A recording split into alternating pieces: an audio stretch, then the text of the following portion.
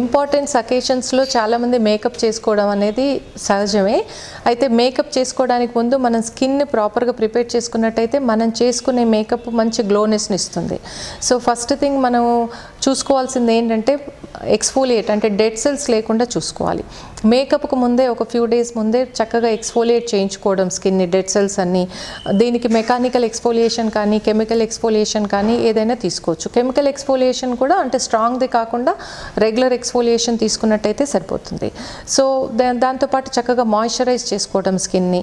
ప్రాపర్గా skin exfoliate అయ్యి moisturise అయ్యి ఉన్నట్టయితే మనం వేసే ఫౌండేషన్ కూడా చక్కటి గ్లోనెస్ని ఇస్తుంది.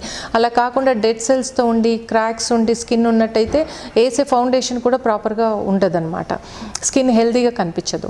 సో ఫస్ట్ స్కిన్ కేర్ అనేది చాలా ఇంపార్టెంట్. మేకప్కు ముందే ఒక మంచి ఫేషియల్ కానీ లేదా రెగ్యులర్గా ప్రొఫెషనల్ స్కిన్ ట్రీట్మెంట్ కానీ చక్కగా తీసుకొని తర్వాత మేకప్ వేసుకున్నట్టయితే బాగుంటుంది. ఇంకొకటి, మేకప్ స్టార్ట్ చేసే ముందు మనం ఒక ఐస్ పీస్ తీసుకొని చక్కగా స్కిన్ పైన రబ్ చేసుకొని తర్వాత మనం మేకప్ స్టార్ట్ చేసుకున్నట్టయితే మేకప్ చక్కగా వస్తుంది. అండ్ మేకప్కు ముందు కూడా మనం అంటే కెమెరాస్కి లైట్స్కి ఎక్కువ ఎక్స్పోజ్ అవుతున్నాము డే లైట్కి అనుకున్నట్టయితే సో ప్రాపర్గా మేకప్ బేస్ వస్తుంది, ఫౌండేషన్ బేస్.